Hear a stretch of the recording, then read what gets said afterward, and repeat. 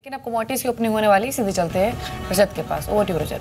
तो बिल्कुल बाजार पे तो तेजी में देख रहा था, 9150 के लेवल को भी क्रॉस कर दिया, अच्छी तेजी, लेकिन कमोडिटी मार्केट एक्शन में रहेगा, खासतौर से क्रूड का बाजार। देखिए गोल्ड और सिल्वर तो आधे फीसदी से 1/4% के आसपास का ड्रॉप शो कर रहे थे। इंटरनेशनल गोल्ड भी आज इंटरनेशनली देखेंगे तो आधे फीसदी की गिरावट ही देखने को मिलेगी, लेकिन क्रूड पिछले सत्र में एमसी एक्सपर्ट तगड़ी बिकवाली थी, ऊपरी स्तरों पर दबाव बना जो 3% के आसपास की गिरावट क्रूड पर देखने को मिली और 3200 के लेवल के बेहद करीब पहुंच गए।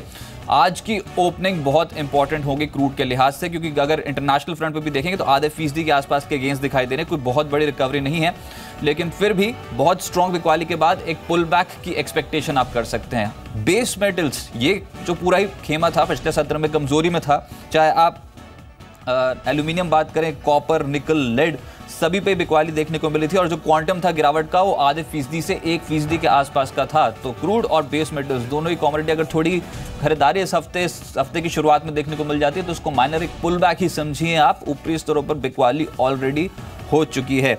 कुछ फंडामेंटल्स में बता दूं क्रूड के मार्केट्स को जो ड्राइव करेंगे, उसमें ओपेक की उत्पादन कटौती आगे भी जारी रहने की संभावना है। यूएस में क्रूड उत्पादन बढ़ने से भाव में तेजी पर लगाम लगेगी। यूएस में रिक्स की संख्या लगातार 14वें हफ्ते बढ़ी है।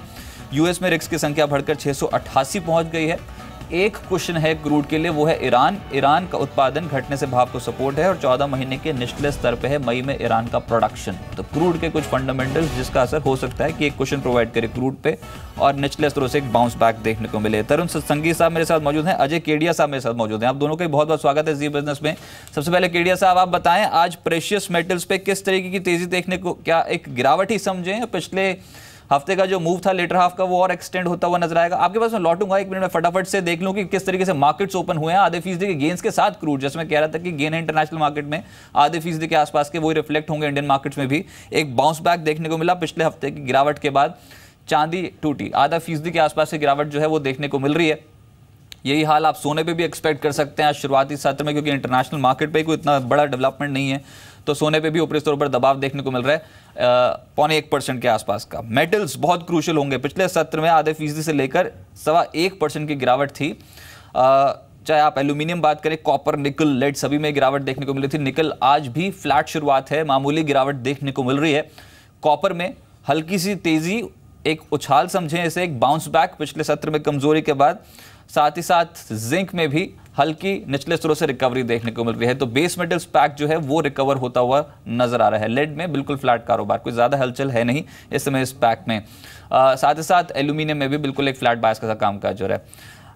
सबसे पहले केडिया साहब आपसे मेरा प्रश्न था, सोने पे ट्रेडिंग कैसे होगी? इनफैक्ट जो शुक्रवार के सत्र में जो बिकवाली आई थी वो और एक्सटेंड होगी क्या आज के सत्र में? शुरुआत तो वीक ही देखने को मिल रही है। डेफिनेटली पिछले हफ्ते हमने देखा कि काफी अच्छी पॉजिटिव मूवमेंट के साथ मार्केट बंद हुआ था, बट एक हमने देखा कि संडे के जो इवेंट्स थे उसके बाद प्राइसेस में गिरावट थी। लास्ट वीक में एक चीज ध्यान से देखने की, जो 1290 का रेजिस्टेंस था वो इंटरेस्ट में तोड़ नहीं पा रहा था।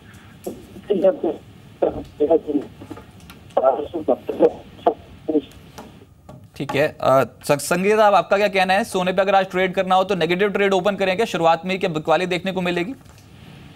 हाय, गुड मॉर्निंग। वेल, जो रिस्क प्रीमियम है थोड़ा रिड्यूस हुआ है आफ्टर सेंट्रिस्ट कैंडिडेट की विक्ट्री जो first round of French election में कल हुई है। सर्टेनली हमने देखा है जिसकी वजह से यूरो 5 मंथ हाई पर है, डॉलर में वीकनेस आया है एंड गोल्ड सिल्वर में भी वीकनेस आया है। अगर 29,220 230 टाइप्स अगर प्राइस डोमेस्टिक बोर्सेज में मिलते हैं, शॉर्ट किया जा सकता है। स्टॉप लॉस 29,000 बोर्सेज ही रहेगा। Probably we could see decline of 200 to 250 points. Kedia साहब आज चांदी पे क्या टारगेट्स लेके चल रहे हैं इंट्राडे पर्सपेक्टिव से?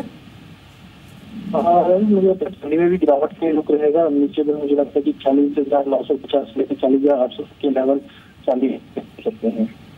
अच्छा, आप बताएं यहाँ पर जो प्रेशियस मेटल्स में बिकवाली आधे फीसदी के अभी तो लॉसेस देखने को मिल रहे हैं। चांदी पे अगर ट्रेड करना हो तो अभी तो सिर्फ 230 पॉइंट्स नीचे है, क्या शॉर्ट ओपन कर दें? 41,000 से नीचे फिसलेगी क्या आज?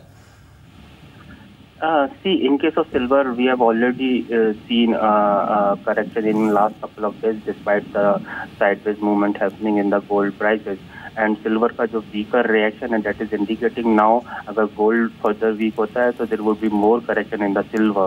एंड 41,000 टेक्निकली काफ़ी अच्छा सपोर्ट है। जो सिल्वर ने डबल टॉप बनाया है 42,800 का, उसका नेकलाइन सपोर्ट भी है। अगर उसके नीचे प्राइजेस स्लिप करेंगे, पॉसिबिलिटी है सिल्वर के अंदर 500 से 800 रुपये का करेक्शन हो। अच्छा, अब क्रूड पे बात कर देंगे। सबसे पहले केडिया साहब आप रिएक्शन बताएं। एक तो ये बताएं कि 3.25% की बिकवाली पिछले सत्र में क्यों, और आज जो बाउंस बैक आया वो कितना सस्टेनेबल है। आधे फीसदी के गेंस हो चुके हैं इंटरनेशनल मार्केट पे भी, और घरेलू बाजार में भी कीमतें देखेंगे तो आधे फीसदी के आसपास का एक बाउंस बैक देखने को मिल रहा है। सस्टेनेबल लगता है केडिया जी आपको? मुझे लगता है कि ये ओवरऑल यूएस में इन्वेंट्री कंटिन्यू बढ़ रही है, प्रोडक्शन बढ़ रहा है। OPEC no doubt production cut करने के लिए बोल रहा है मई मंथ में, तब तो कहीं ना कहीं ऑफसेट होते जा रहा है। रिच काउंट भी हमने देखा कि फ्राइडे बढ़ाई है, तो ओवरऑल आज जो ओपनिंग केडिया साहब आपकी जो वॉइस है वो थोड़ी क्रैक होके आ रही है। मैं तरुण जी के पास जाता हूँ। तरुण आप बताएं, क्रूड पे अगर ट्रेड लेना हो तो आधे फीसदी के गेंस मिल चुके हैं, क्या इसको एक्सटेंड होता देखते हैं? 32-30 के लेवल पे तेजी कर लें क्या इस कमोडिटी में आज के लिए? क्रूड ने लास्ट वीक भी काफी वीकर रिएक्शन दिया है। It was one of the strongest weekly decline in last couple of months. Considering this हमें ऐसा लगता है कि इस वीक में भी स्पिल ओवर होना चाहिए, तो थोड़ा सा कॉन्फिडेंस है मार्केट में। बट क्रूड के fundamentals for shorter term is not so supporting, so probably we could see correction happening of late today or in the days within this week. तो हमको ऐसा लगता है 3250, 3260 के आसपास प्राइस आते हैं, तो वहाँ पर शॉर्ट करना चाहिए rather than buying eight now. And probably इस वीक का जो लो है वो 3100 के आसपास लगना चाहिए। चलिए, यानी 32-50 हम मानते हैं एक हर्डल है, वहाँ तक पहुँचा तो उसके बाद एक स्ट्रिक्ट स्टॉप लॉस लगा के उल्टे सौदे यानी कि बिकवाली करने की सलाह होगी। बेस मेटल्स को कैसे प्ले करें आज तरुण? क्या लगता है किसी भी बेस मेटल पे क्या एक्टिविटी तेज होगी? पिछले सत्र पे दबाव था, आज इतनी ज्यादा गिरावट तो नहीं, बल्कि एक बाउंस बैक मैं कहूंगा कि ज्यादातर बेस मेटल्स पे देखने को मिल रहा है।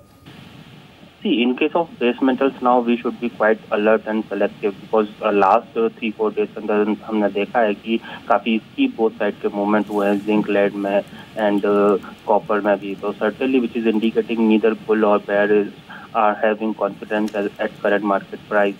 Well, in case of copper, हम ये सजेस्ट करेंगे कि लेट्स वेट 366 के ऊपर प्राइस चलेंगे तो शायद हो सकता है 4-5 रुपए का रैली देखने को मिले। अदरवाइज 366 जो कि काफी अच्छा रेजिस्टेंस है वो ब्रेक नहीं किया तो वंस अगेन 4-5 रुपए का गिरावट देख सकते हैं। लेड के केस में it should be trading below 140-150। अगर जब तक उसके ऊपर नहीं जाएगा चांसेस है कि 140 के आसपास अगर मिल जाए तो वहाँ पर शॉर्ट करना बेटर रहेगा एंड प्रॉब्ली 135 के हम प्राइस देख सकते हैं। केडिया साहब, एक बेस मेटल कमोडिटी चुने आज के लिए सर। केडिया सुन पा रहे मुझको आप? चलिए, लगता है कि उनसे संपर्क कट गया है। एक कमोडिटी अगर पूरे ही पैक में से चुननी हो, चाहे वो बेस मेटल्स हो या फिर एग्री, तरुण कौन सी कमोडिटी चुनेंगे आज के लिए आप? बेस मेटल के अंदर कॉपर में मैं सलाह दूंगा 366 के ऊपर बाय करें एंड अगर चाहता है तो 371 के टारगेट के लिए एंड स्टॉप लॉस मेरा रहेगा इन दैट केस 363 का, बट दिस इज अबव 366। चलिए, और कोई एग्री कमोडिटी पसंद है आज के लिए? निचले से हल्की खरीदारी देखने को मिल रही है, सभी ऑलमोस्ट सभी जो कमोडिटीज हैं उनमें थोड़ा सा पैसा सोयाबीन में लगाना प्रेफर करूंगा। अच्छा, क्योंकि इसमें थोड़ा अच्छा ब्रेकआउट देखा है हमने रिसेंटली, तो सप्लाई साइड काफी दो स्ट्रॉन्ग है, बट थोड़ा सा हम यहाँ पर टेक्निकली रैली देख सकते हैं। करंट मार्केट प्राइस पे बाय किया जा सकता है। स्टॉप लॉस काफी टाइट रहेगा 3029 का एंड प्रॉब्ली 3120-30 के आसपास प्राइस आ सकते हैं, वहाँ पर इस पोजीशन में निकल जाए। चलिए, बहुत शुक्रिया आपका मेरे साथ तरुण जुड़ने के लिए, और अजय जी आपका भी शुक्रिया मेरे साथ जुड़ने के लिए और कमोडिटी में बात करने के लिए।